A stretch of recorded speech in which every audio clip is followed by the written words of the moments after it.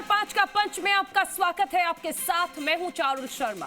प्रदेश की सबसे सुरक्षित मानी जाने वाली राजस्थान विधानसभा को आज एक बार फिर से दहलाने की धमकी मिली। विधानसभा सचिवालय को प्राप्त हुए एक अज्ञात ईमेल ने पूरी सुरक्षा व्यवस्था को हिलाकर रख दिया। ईमेल भेजने वाले ने एक बेहद सनसनीखेज दावा करते हुए कहा कि दोपहर 1 बजे तक विधानसभा परिसर में एक बड़ा आत्मघाती हमला किया जाएगा। जैसे ही ईमेल की जानकारी मिली, विधानसभा परिसर में अफरा तफरी मच गई। पुलिस और सुरक्षा एजेंसियों ने बिना देरी किए हाई अलर्ट जारी कर दिया और विधानसभा परिसर के भीतर काम कर रहे अधिकारियों और कर्मचारियों को तुरंत सुरक्षित बाहर निकाला। ड्यूटी के लिए पहुंच रहे कर्मचारियों को मुख्य गेट के बाहर ही रोक दिया गया, जिससे बाहर काफी भीड़ लग गई। डॉग स्क्वाड और बम निरोधक दस्ता आधुनिक उपकरणों के साथ गार्डन, पार्किंग, गलियारे और चप्पे चप्पे की तलाशी करने लगे। लगभग 2 घंटे तक पार्किंग, गार्डन और सभी कार्यालय में गहन तलाशी ली गई। काफी सर्च के बाद कोई संदिग्ध वस्तु नहीं मिली और एजेंसियों ने राहत की सांस ली। लेकिन इन सबके बीच सवाल यह है कि विधानसभा को उड़ाने की धमकी किसने दी और किसने ये गीधड़ भभकी दी। आज 5 का पंच में चर्चा इसी मुद्दे पर हम करने वाले हैं। चर्चा के लिए तमाम खास मेहमान हमारे साथ जुड़ चुके हैं, लेकिन उससे पहले देखिए ये रिपोर्ट।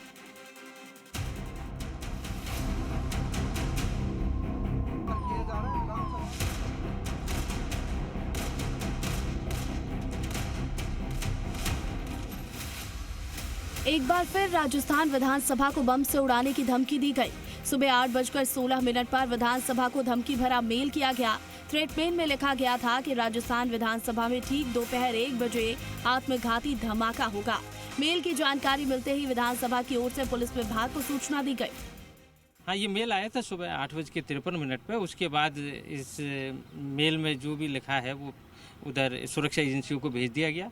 सुरक्षा एजेंसियों की सभी टीमें यहाँ आ गई हैं और लगातार वो जांच कर रही हैं। पूरे बिल्डिंग के कोने कोने में उसमें जांच का कार्य चल रहा है। इनकी रिपोर्ट आने के बाद आपको बता दिया जाएगा कि उसमें क्या रहा और उससे आपको सूचित कर दिया जाएगा। बम थ्रेट की जानकारी मिलने के बाद पुलिस की तमाम टीमें विधानसभा पहुंची और सर्च ऑपरेशन शुरू किया गया। पुलिस की ओर से विधानसभा परिसर की जांच करने के लिए एटीएस, एसडीआरएफ, डॉग स्क्वाड सहित तमाम जांच एजेंसियों को विधानसभा बुलाया गया। साथ ही विधानसभा के सभी कर्मचारियों को परिसर से बाहर निकाल दिया गया। करीब 3 घंटे तक पुलिस की टीमों ने विधानसभा के अंदर सर्च ऑपरेशन चलाया। विधानसभा के अंदर पुलिस की टीमें सर्च ऑपरेशन चला रही हैं और विधानसभा के अंदर लगातार जो पुलिस की टीमें हैं वो पहुंच रही हैं। एटीएस सहित एसडीआरएफ की टीमें मौके पर मौजूद हैं और साथ ही पुलिस की हथियारबंद टीमें विधानसभा के अंदर जा रही हैं और लगातार जो सर्च ऑपरेशन है पुलिस की ओर से लगातार विधानसभा के अंदर चलाया जा रहा है, क्योंकि जिस तरह से बम की धमकी विधानसभा को मिली है बम से उड़ाने की, उसके बाद एहतियातन पुलिस की जो तमाम टीमें हैं वो अंदर विधानसभा के अंदर सर्च ऑपरेशन चला रही हैं और लगातार जो हथियारबंद पुलिस कर्मी हैं वो विधानसभा के अंदर पहुंच रहे हैं। ऐसा पहली बार नहीं हुआ है कि विधानसभा को बम से उड़ाने की धमकी मिली हो। इससे पहले 13 अप्रैल को भी विधानसभा को बम से उड़ाने की धमकी मिली थी। तब भी कई घंटे तक सर्च ऑपरेशन चलाया गया था, लेकिन कोई संदिग्ध वस्तु नहीं मिली थी। कानून व्यवस्था ठीक न हो, लॉ एंड ऑर्डर ठीक न हो, लोगों को धमकियां मिल रही हो और धमकी व्यापारियों को औरों को मिल रही है और उसके अलावा धमकी मिल गई विधानसभा के अंदर और विधानसभा को उड़ाने की धमकी मिल गई और दूसरी बार मिल गई।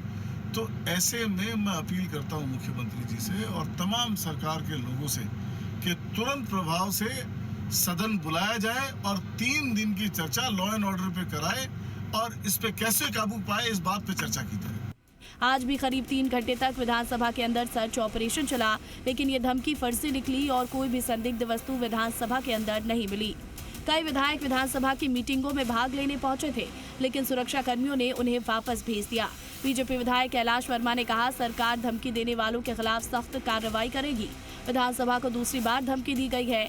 ऐसी घटनाओं की पुनरावृत्ति ना हो, इसके लिए काम करेंगे। कठोर कार्रवाई नहीं होगी तो इन लोगों के हौसले बुलंद हो जाएंगे। इनके ऊपर अनुशासनात्मक कार्रवाई हो, कठोर कार्रवाई, और ऐसी जगह को बार बार ये कह के कहना कि बम से उड़ा देंगे, ये कर देंगे, वो कर देंगे, तो इसकी पूरी मॉनिटरिंग हमारी राज्य सरकार के माध्यम से भी की जा रही है। आदरणीय भजन लाल जी के नेतृत्व के अंदर आप लोगों ने देखा है कि जिस तरीके से वो हमेशा बोलते हैं कि या तो यहाँ पे किसी भी प्रकार की अप्रिय घटनाओं को अंजाम देने वाला व्यक्ति आएगा नहीं, आएगा तो जाएगा नहीं। इस तरह से एक तो बात यह है कि पहली बार जब धमकी मिली थी तो ये एक इन अ सेंस अगर आप देख सकते हैं कि थोड़ी कुछ मिला नहीं तो वो तो अच्छी बात है, लेकिन ये बार बार जो धमकी में आ रही है, ये जो दूसरी बार धमकी आई है, तो ये जो लोग धमकी दे रहे हैं उनका उद्देश्य क्या है? यही है कि सब जगह माहौल बिगाड़े और ऐसे बिगड़े हुए माहौल का एक तरह का इम्प्रेशन करें। ऐसे लगता है तो आज के दिन ऐसे ही है, तो इनकी तो जान तो ज़रूरी है और जो भी टेक्नोलॉजी के हिसाब से अगर हम किसी प्रकार से उनको पकड़ लें तो वो बेहतर होगा। कई घंटे तक पुलिस ने विधानसभा के अंदर सर्च ऑपरेशन चलाया। जांच एजेंसियों ने करीब 3 घंटे तक जांच करने के बाद सभी कर्मचारियों को दोबारा विधानसभा के अंदर भेज दिया। बार बार मिल रही ऐसी धमकियों को लेकर सवाल खड़े हो रहे हैं कि आखिर क्यों बार बार विधानसभा जैसी महत्वपूर्ण जगहों को निशाना बनाकर धमकियां दी जा रही हैं। विष्णु शर्मा, जी मीडिया, जयपुर।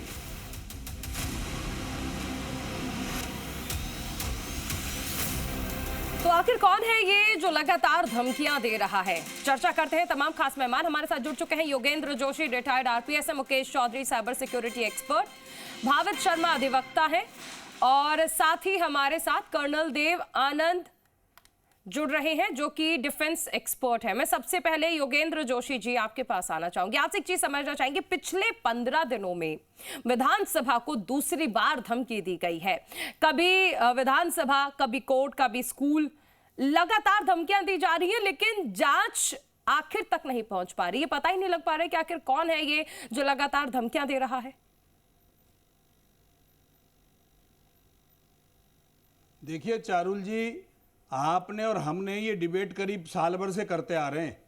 हमारे अस्पतालों को धमकी, हमारे एसएमएस स्टेडियम को धमकी, हमारे एयरपोर्ट्स को धमकी, मतलब आप देखिए कि कौन सा ऐसा सीगा है, डिस्ट्रिक्ट कोर्ट को धमकी, हाई कोर्ट को 2 बार धमकी, तो ये कौन सा सीगा ऐसा बचा हुआ है जिसमें धमकियां नहीं मिल रही हैं। बात इतनी सी है कि हमारे यहाँ जो साइबर एक्सपर्ट जो कहलाते हैं या हमारे यहाँ जो टेक्निकल एक्सपर्ट हैं इस चीज़ के, या तो मैं समझता हूं उनको इस चीज़ का अध्ययन नहीं है, उनको इस चीज़ तक पहुंचने का ज्ञान नहीं है। कारण ये है कि मैं ये देख रहा हूं कि जो सिस्टम है इन चीज़ों का, ये वर्ल्ड वाइड सिस्टम है। आईपीएन सिस्टम है, उसको ट्रेस किया जा सकता है, वीपीएन सिस्टम को ट्रेस किया जा सकता है, टोर को ट्रेस किया जा सकता है, सीडीएन को ट्रेस किया जा सकता है, एसडीडब्ल्यू को ट्रेस किया जा सकता है, और अमेरिका और स्विट्जरलैंड, यहाँ पर जो इनके मुख्यालय हैं वहाँ सबको इन सब चीज़ों की जानकारी है। लेकिन मैं एक बात जरूर कहूँगा आपके टीवी चैनल के माध्यम से कि ट्रंप की मैंने कोई प्रतिक्रिया पढ़ी थी अखबार में।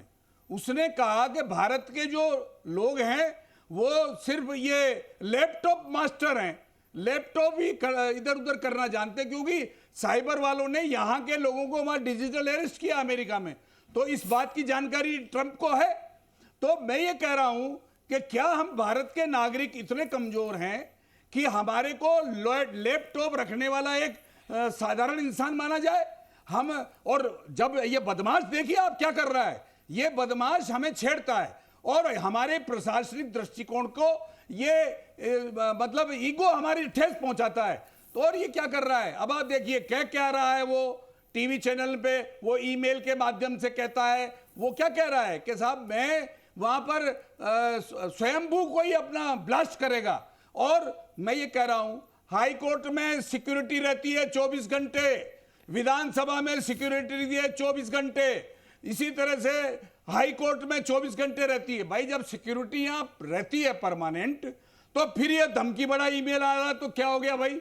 इसका मतलब ये है कि जो सिक्योरिटी का इंतजाम किया हुआ है वो सिर्फ फॉर्मेलिटी के तौर पर किया हुआ है। अगर मान लो विधानसभा बंद रहती है, मैं जाके देखता हूं, वहां पुलिस के कांस्टेबल रहते हैं, कहीं से चढ़ नहीं सकते, कहीं से उतर नहीं सकते। आप सीसीटीवी कैमरे आप लगाते हैं, आपके सीसीटीवी कैमरे काम करते हैं कि नहीं करते हैं? इसी तरह से हाई कोर्ट में है, अरे भाई ईमेल मिलता है, आप अपने सीसीटीवी कैमरे चेक कर लीजिए, आप अपने जो रात्रि में जो थे ड्यूटी पे उनसे वेरिफिकेशन लीजिए सुबह। मैं कह रहा हूं ये व्यक्ति गलत ये कर रहा है कि ये हमारे प्रशासनिक ओहदों को ये सावचेत कर रहा है कि आप लोग प्रशासनिक दृष्टिकोण से कमजोर हैं, आप लोगों को मैं ईमेल के माध्यम से हिला देता हूं, आप वहां जाकर के दुनिया भर के सबको परेशान कर देते हैं और पूरा सेंसिटिविटी डेवलप कर देते हैं। मैं ये कह रहा हूं कि जितने भी हमारे ये जो साइबर सिक्योरिटी के जो प्रबंधक हैं, जो इंटरपोल के माध्यम से उनसे संपर्क नहीं कर रहे, बताइए विदेश में बैठे हुए गुंडे बदमाश वहां के नंबरों के माध्यम से यहाँ के हमारे सेठ और व्यापारियों से चंदा वसूल बिल्कुल, कर रहे एक हैं। सेफ्टी और कंसर्न पुलिस के वहां हिसाब से पहुंच नहीं देखें पा तो रही है। बहुत सारे एक सवाल हाथ को इसमें लाकर उठते के हैं। ताली बजाने से काम नहीं चलता। ठीक है, मैं लौटूंगी योगेंद्र जोशी जी। कर्नल देवानंद जी हमारे साथ हैं, डिफेंस एक्सपर्ट है।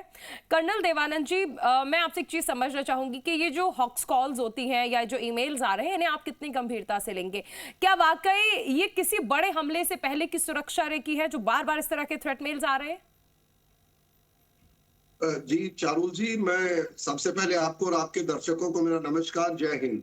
जय हिंद। आपके सवाल का जवाब ये कि देखिए, जो इस प्रकार के एलिमेंट्स होते हैं जो सुरक्षा भारत को और क्या हमारे सिस्टम को चुनौती देने के प्रयास करते हैं, वो एक यकीनन खतरा है। और इस खतरे के अंदर जब वो डायरेक्टली कोई खतरा पैदा नहीं कर सकता है, तो इस धमकियों के माध्यम से हमारे एडमिनिस्ट्रेशन के, हमारी पुलिस की, हमारे तंत्र को वो पब्लिक की नजर में ये दिखाने की कोशिश करते हैं, देखो हम बड़े हैं और हम चाहे तब आपको उथल पुथल कर सकते हैं। ये गंभीर मामला है। और जैसे हमारे पुराने साथी बता रहे थे कि साइबर एक्सपर्ट्स को इसके अंदर गहराई से जाना पड़ेगा, जब आज दुनिया में बहुत सारे तंत्र हैं जहां पर इनको पकड़ा जा सकता है। पर मैं एक बात से सहमत नहीं हूं, जहां ये बताना चाह रहे थे कि भाई जब एक थ्रेट आ गई है, तो थ्रेट आने के बाद मैं मानता हूं हर जगह स्टैंडर्ड ऑपरेटिंग प्रोसीजर्स होते हैं और उसके अंतर्गत काम किया जाता है। और उसके बाद हमारी जो एजेंसीज हैं उनको अपनी कार्रवाई करनी पड़ेगी।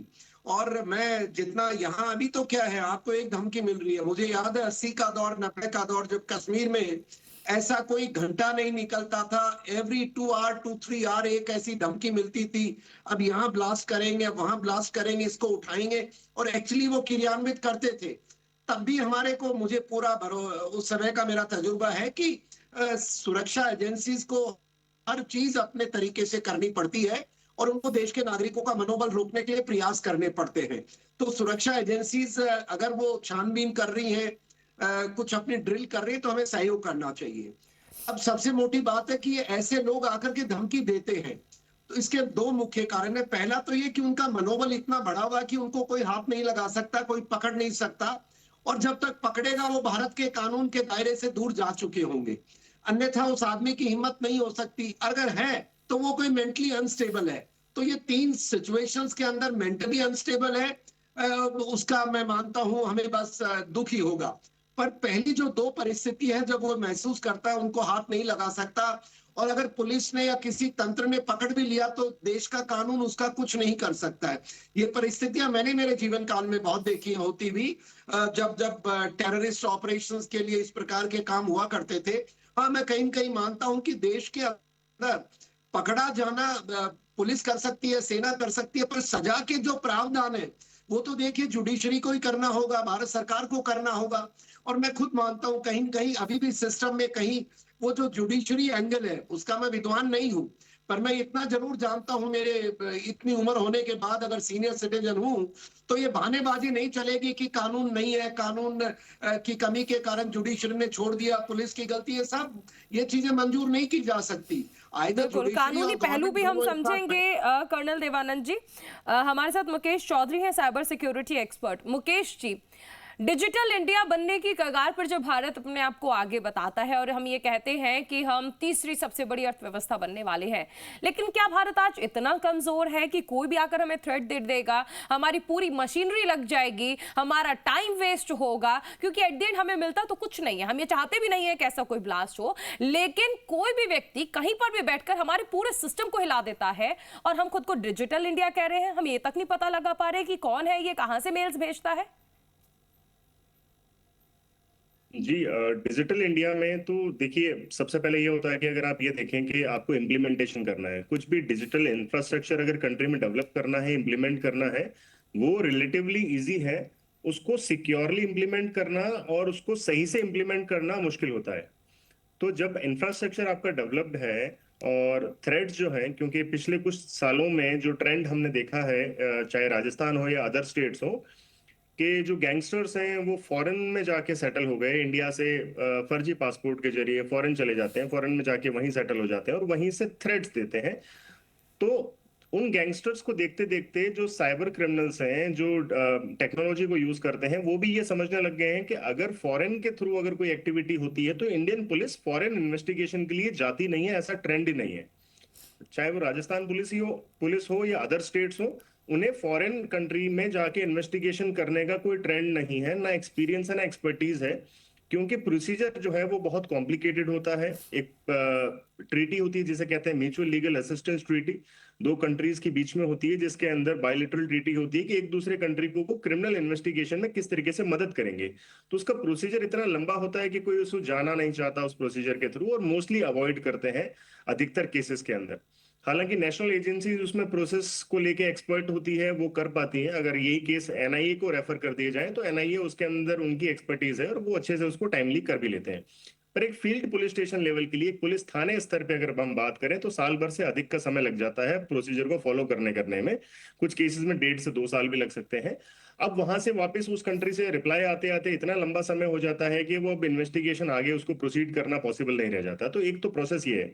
दूसरी प्रॉब्लम डिपार्टमेंट्स की ये है कि वो चाहते हैं कि सेम ही पुलिस ऑफिसर हर तरीके के केस को हैंडल करने में एक्सपर्ट हो। वो प्राइवेट कंसल्टेंट्स को हायर नहीं कर रहे हैं, ना डिपार्टमेंट्स में रिक्रूट कर रहे हैं। पिछले कुछ साल पहले कुछ प्रोविजंस थे, उन्होंने किया था, बट आने वाले टाइम में अब शायद वो करेंगे। बट क्योंकि आप सेम ही टीम से सारा काम करवाना चाहते हैं तो हर किसी की एक्सपर्टीज उसमें नहीं हो सकती।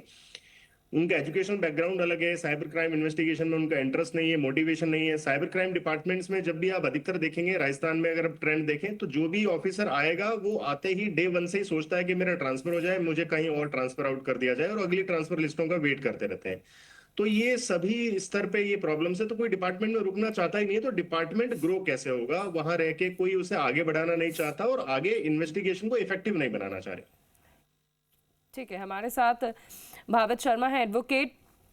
भावित, ऐसे मामलों में आपसे एक चीज समझना चाहेंगे कि क्या वाकई कानून हमारा इतना कमजोर है कि कोई भी व्यक्ति कहीं से भी बैठ के मेल भेज देगा और उसको बाद में बेल दे दी जाएगी? क्या कानून की कमजोरी की वजह से ऐसे आरोपी बच रहे हैं और लगातार धमकियां देकर पूरे मशीनरी को हिला रहे हैं? नमस्कार चारुल जी, ये जो आप मेरे से सवाल पूछा है, ऐसा नहीं है कि हमारा कानून जो है वो बिल्कुल लाचार है या उसमें ऐसे प्रोविजंस नहीं है। हमारा जो इंफॉर्मेशन टेक्नोलॉजी एक्ट है वो काफी स्ट्रांग है, और सेक्शन 66F जो स्पेसिफिक है वो साइबर टेररिज्म को डील करता है। और साइबर टेररिज्म की जो सजा है वो लाइफ इम्प्रिजनमेंट है। बात आती है, क्वेश्चन आता है इम्प्लीमेंटेशन का। जो हमारे कानून के प्रोविजंस है उसको हम क्या सही ढंग से इम्प्लीमेंट कर रहे हैं या नहीं। हमारी भारतीय न्याय संहिता, उसमें प्रोविजंस है क्रिमिनल इंटिमिडेशन के। जो ऐसे होक्स कॉल आते हैं, होक्स ईमेल आते हैं, उनकी सजा के प्रावधान है। लेकिन सबसे पहले जो हम बात करते हैं ओरिजिनेटिंग सोर्स की, वो जिम्मेदारी बनती है हमारी इन्वेस्टिगेशन अथॉरिटीज की कि वो जाए और वो ओरिजिनेटिंग सोर्स को ढूंढे। अब कई, जैसे मुकेश चौधरी जी ने भी कहा, कई बार वो जो सोर्स होता है वो इंडिया के बाहर होता है। अब जो इंडिया के बाहर कोई सोर्स है जहां से ये जनरेट हो रहा है, इंडियन पुलिस का जुरिसडिक्शन फर्स्ट डे पे नहीं होगा कि वो उस देश के बाहर जाके वहां जाके उसको किसी को अरेस्ट कर सके, जब तक वो उस कंट्री से उनको परमिशन नहीं मिलेगी। और वो जो प्रोसीजर है वो इतना पेचीदा है कि जब तक हम उस तक पहुंचेंगे, जो साइबर क्रिमिनल है वो कहीं और पहुंच चुका होगा। हमें ये समझना पड़ेगा चारुल जी कि साइबर स्पेस में जो क्राइम हो रहा है वो कहीं जोधपुर में बैठ के, दिल्ली में बैठ के, मुंबई में बैठ के नहीं हो रहा है।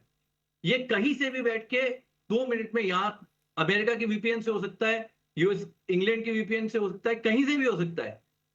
सबसे पहला क्वेश्चन है इन ओरिजिनेटिंग सोर्सेस को ढूंढना, और अगर ये हमारे देश में से ओरिजिनेट हो रहे हैं तो उन दहशतगर्दों को पकड़ना और उनको अप्रोप्रिएट सजा दिलाना।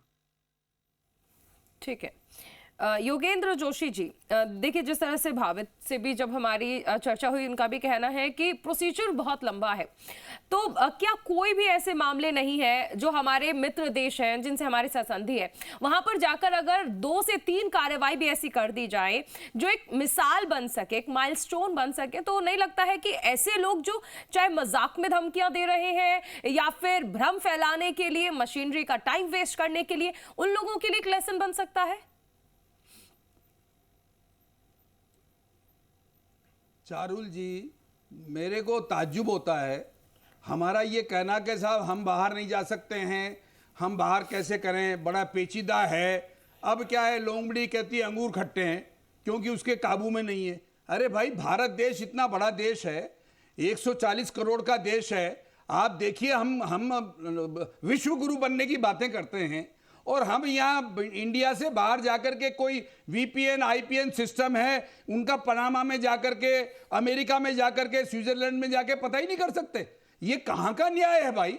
मैं ये कह रहा हूँ, हमारी मन इच्छा ही नहीं है। हमारे यहाँ संचार मंत्रालय खुला हुआ है, हमारे यहाँ इंटरनेशनल इंटरपोल के माध्यम से हमारे जो IB के हैं बड़े बड़े अधिकारी बैठते हैं। तो भाई ये क्या करते हैं एयर कंडीशन में बैठ करके? ये खाली बातें करते रहते हैं क्या? अब इतनी बड़ी बात हो रही है हमारे राजस्थान में, ऐसी देश में हर जगह हो रही होगी, कोई यहीं का थोड़ी है। यहाँ की कितनी बार हो गया बताओ? साल भर एक बार 59 बच्चों को, स्कूल के बच्चों में दहशत पैदा दी। बताओ क्या हो रहा है ये? तो मैं ये कह रहा हूं कि अगर हमें जानकारियां नहीं है, अभी देखिए आपने नया कानून लगा दिया चारुल जी, लेकिन थाने के अंदर थाने का ASI थानेदार बाहर से किराए का आदमी लेके आता है 10,000 रुपए में, वो डायरिया फीड करता है, नक्शा मौका लगाता है, सारा का सारा काम वो करता है। आपको अंदरूनी हालात का पता कर लो थाने में जाके, वो डायरियन तक टाइप नहीं कर पाते हैं, वहां के लिए आदमी प्राइवेट। और एक एक 2-2 अधिकारियों ने तो एक एक आदमी रख रखा है कि भाई 15,000 रुपए देंगे 3 अधिकारियों का काम करना। इस देश के अंदर जहां के थानों की, जो कि राजस्थान के थाने हैं, जयपुर के थाने हैं, वहां की जब स्थिति ऐसी है तो हम डींग मारने से काम थोड़ी चलेगा। हम कितना ही कुछ डींग मारने से काम नहीं चलेगा। हम कानून के मुताबिक हमारे जो संसाधन हैं उन संसाधनों को सही करेंगे, हमारे जो काम करने के तरीके उनमें बदलाव लाएंगे, हमारे जो IT एक्सपर्ट हैं उनको सामने लाना पड़ेगा। ऐसे थोड़ी काम चलेगा कि हम रोज रोज उनको कुत्तों को भगाते फिरें, रोज पब्लिक को परेशान करते फिरें। आप देखिए कितनी संजीदता पैदा हो जाती है। स्कूल के बच्चे, अब आप बताइए, राइफल लेके जा रहे हैं, वहां कोई युद्ध हो रहा है क्या जो राइफल ले लेकर के पूरे जा रहे हैं कवायद करने के लिए? अरे जो चीज करनी है, जो काम करना है, जिस तरह से ट्रेस करना है, तो ये बदमाश क्या कह रहे हैं कि भारत के सरकारी लवाजिमों, आप जो है व्यवस्था को सुधारो। आप लोगों से व्यवस्था नहीं सुधर रही, हम लोगों को आप पकड़ नहीं पा रहे। ये बार बार ईमेल करके सावधान करते हैं और हम लोग क्या करते हैं, काम चोरी करते हैं और अपना काम पूरा नहीं करते। हमें अगर नहीं आता कोई काम तो हम इजराइल से ले लें। बताओ, अमेरिका के पायलट को इजराइल ने जंगल में से उठा लिया, तो हमारे यहाँ क्या कमी है भाई? हमारे यहाँ इसका मतलब बुद्धि तो है लोगों में, एजुकेशन भी हमारे पास है, तो हम क्या नहीं कर रहे? हमें बड़े बड़े हथियार बनाने चाहिए, हमें सब तरह की कार्रवाई करनी चाहिए, वो नहीं करेंगे। 24 घंटे हमारे देश के राजनेता राजनीति के अलावा कुछ नहीं करते। मतलब ये 4 घंटे भी काम कर लें कि देश का प्रशासन दुरुस्त करना है। अब बताओ, पचपदड़ा में जो रिफाइनरी में आग लग गई, वो SHO को सस्पेंड कर दिया। बताओ, आग तो लगी है कहां और सजा दी है SHO को, है? उसने क्या किया है? अगर मान लीजिए किसी ने अगर बना लिया बाद में, कर्नल देवानंद जी, ठीक है योगेंद्र जी, कर्नल देवानंद जी, मैं आपसे एक चीज समझना चाहूंगी कि अभी जो हमारे पास 3 टायर सिस्टम है सुरक्षा को लेकर, क्या वो पर्याप्त है और क्या ये सब कुछ किसी स्लीपर सेल के संगठन की ओर इशारा करता है? कोई संगठित अपराध बनाने की कोशिश की जा रही है इस तरह से? देखिए चारुल जी, जैसा मैं बता रहा था कि कोई भी व्यक्ति जब सिस्टम को चैलेंज करता है और उसके अंदर ये भय नहीं है कि मैं पकड़ा जाऊंगा, और पकड़ा गया तो कानून देश का ऐसा है कि आखिर में सजा नहीं मिलेगी, मैं निकल जाऊंगा, तो यकीनन ये होता रहेगा। अब सवाल ये उठता है कि देश की कमी है। हाँ, एक बात मैं आपसे सहमत हूं कि ये वाकई वो लोग करते हैं तो देश के विरोधी होते हैं, वो लोग होते हैं जो सरकार को कमजोर दिखाना चाहते हैं, वो लोग होते हैं जो हमारे एडमिनिस्ट्रेशन की कमजोरियों को पकड़ते हैं। ये जरूरी नहीं है कि देखिए कोई सिस्टम परफेक्ट नहीं हो सकता, मैं मानता हूं, पर सुधार तो होना चाहिए ना। जिस प्रकार से इन लोगों का मनोबल बढ़ रहा है, और मनोबल देखिए दुश्मनी तो बढ़ाएगा नहीं ऐसे बदमाश लोगों का, चाहिए वो बाहर बैठा हो, भारत में हो, अमेरिका में, कहीं भी हो। और आजकल जो अंतरराष्ट्रीय पटल पर जो जिस प्रकार से एक माहौल आतंकवादियों ने पूरे दुनिया में दहशत मचा रखी है, उसके अंतर्गत उन लोगों का मनोबल बढ़ जाता है। अब वो सोचते हैं चलो आज तंग किया जाए। पर यहाँ मैं आपके चैनल के माध्यम से नागरिक और सरकार तक दो बातें रखना चाहता हूँ। पहली तो ये बात है कि देखिए देश कब तक इंतजार करेगा आपकी लीपापोती का, कि आपके अधिकारी भी कोई कहते हैं मेरे पास ये नहीं है, मेरे पास वो नहीं है। देखिए भाई साहब, सरकार तनख्वाह देती है, ऑप्शंस का काम है एग्जीक्यूट करना, प्लान करना, तो ऐसा है बहानाबाजियां बंद होनी चाहिए, क्योंकि देश के अंदर ये स्वीकार नहीं किया जा सकता, देश की छवि बिगड़ती है। और दूसरी बात है कि देखिए यहाँ हमारे जो लीगल सिस्टम है, इसको भी ये कह के नहीं तोप सकते कि पुलिस ने हमें वो नहीं दिए, सबूत नहीं लाया, इसलिए के मिलिटेंट छूट गया या कोई गलत काम करने वाला छूट गया। अरे भाई एक को तो सजा दो, या तो उसको दो जो पकड़ के लाया है, और या तो उसको दो किसी जो एक छूट को भी गया। अगर सजा मिल जाएगी तो एक माइलस्टोन साबित हो सकता है कि ऐसा नहीं है कि आप धमकी देंगे और सिस्टम बैठा रहेगा, एक्शन भी लिया जाएगा। मैं मुकेश जी आपसे एक चीज समझना चाहूंगी कि जब बात होती है विधानसभा की, तो क्या ऐसा कोई सिस्टम नहीं हो सकता है कि कोई ऐसी व्हाइट लिस्टिंग हो जाए कि जो ईमेल्स हैं, जो इंपॉर्टेंट ईमेल्स हैं, सिर्फ वही पहुंचे? इस तरह के धमकी भरे ईमेल्स जो हैं उन्हें फिल्टर कर दिया जाए। कुछ ऐसा कॉन्फ़िगर नहीं किया जा सकता क्या? डेफिनेटली किया जा सकता है। अगर उसे कस्टमाइज किया जाए ईमेल सर्वर को, तो अगर आपका खुद का ईमेल सर्वर है, उसके अंदर रूल्स होते हैं ईमेल्स के, वो रूल्स को सेट किया जा सकता है और कीवर्ड बेस पे फिल्टरिंग की जा सकती है। बट यहाँ पे इम्पोर्टेंट ये भी है समझना कि क्या आप ईमेल्स को फिल्टर करके या मैसेज आप तक नहीं पहुंच पाए, उससे आप थ्रेट को अवॉइड कर सकते हैं क्या?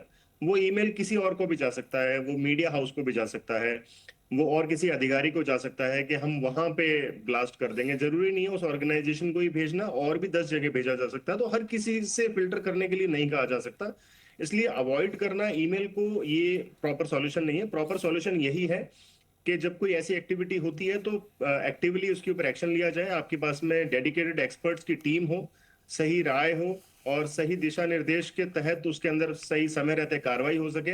ऐसा नहीं हो कि एक एग्जाम्पल सेट हो जाए कि अगर आपको स्कूल की छुट्टी करवानी है तो स्कूल में बॉम्ब थ्रेट का मेल भेज दीजिए, कल को आपकी कोर्ट में पेशी है तो कोर्ट में बॉम्ब थ्रेट का मेल भेज दीजिए, और कल आपको चाहिए कि विधानसभा का सत्र नहीं चलना चाहिए तो आपने विधानसभा के लिए बॉम्ब थ्रेट का मेल भेज दिया। तो ये जो पैटर्न सेट होता जा रहा है, जो कि एक गलत एग्जाम्पल सेट हो रहा है, ये ब्रेक होना जो बहुत ज्यादा जरूरी है। ठीक है भावित जी, ऐसे मामले हम जो देख रहे हैं, क्या इसका सलूशन आपको समझ आता है? क्योंकि अलग अलग जगह से धमकी दी जाती है, अलग अलग डिपार्टमेंट्स को धमकी दी जाती है, हमारे पास सिस्टम भी है, हमारे पास अलग से डिपार्टमेंट भी है, लेकिन उसके बावजूद हम आरोपी तक नहीं पहुंच पाए और आज तक नहीं पहुंच पाए हैं। ऐसा नहीं है कि एक दो मामले हैं जिनका खुलासा नहीं हुआ, हम हर मामले में एट द एंड खाली हाथ क्यों रह जाते हैं? नहीं, ऐसा नहीं है चारुल जी। साइबर फ्रॉड जो हो रहे हैं इंडिया में आज कई तरीके के हो रहे हैं।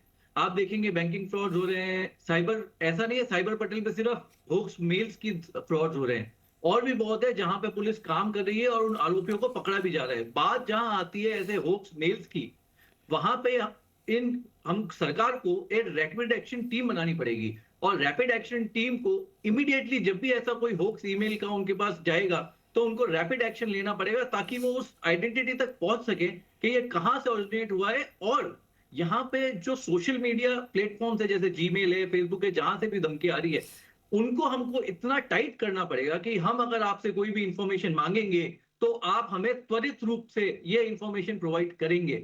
उनके पास कोई भी ऐसा ब्रेकअप या नहीं होना चाहिए कि वो हमें मना कर दे या वो हमें जो इंफॉर्मेशन मांगे वो टाल दे। जब हम उनसे इंफॉर्मेशन मांगे वो हमें त्वरित रूप से प्रदान करें और उस पर एक्शन हो। आज की तारीख में जो ये होक्स ईमेल्स आ रहे हैं चारुल जी, मैं आपके माध्यम से कहना चाहूंगा, हमारे देश की न्यायपालिका वैसे भी बहुत ओवरबर्डन्ड है, और जब ऐसे ईमेल्स आते हैं जिससे न्यायपालिका के कुछ घंटे या पूरा दिन बर्बाद होता है, कितने ऐसे लोग हैं जिनके मुकदमे लगे होते हैं, उनकी सुनवाई नहीं होती। उस नुकसान की भरपाई हम शब्दों में और किसी तरह से नहीं कर सकते, इसीलिए एक रैपिड एक्शन टीम एक कॉन्स्टिट्यूट करनी पड़ेगी जो ऐसे स्पेशली ऐसे होक्स ईमेल्स सिर्फ राजस्थान में ही नहीं, पूरे इंडिया लेवल पे मिलते हैं। दिल्ली हाईकोर्ट में हमने सुना था, ऐसा होक्स ईमेल आया था जब दिल्ली हाईकोर्ट बंद हुआ था। तो जब दिल्ली जैसी जगह पे ऐसा हो रहा है जहां पे सारे हमारे एमपीज, एमएलए, सुप्रीम कोर्ट जजेस सब हैं, तो हम राजस्थान और ऑल ओवर इंडिया ऐसा एक सिस्टम क्यों डेवलप नहीं देखिए, करते? इसीलिए कह रहे हैं कि कार्रवाई होनी बहुत ज्यादा जरूरी है, ताकि ऐसे लोग जो कि व्यवस्था को मजाक में ले रहे हैं उनके सामने एक बहुत सख्त एग्जाम्पल बने। आप सभी का बहुत शुक्रिया हमारे साथ इस चर्चा में शामिल होने के लिए। कर्नल देव गुज्जर आनंद, साथ ही भावित शर्मा, मुकेश चौधरी और योगेंद्र जोशी जी, आप सभी का बहुत शुक्रिया। 5 का प्रश्न में फिलहाल इतना ही। बने रहेगी जी राजस्थान के साथ। नमस्कार।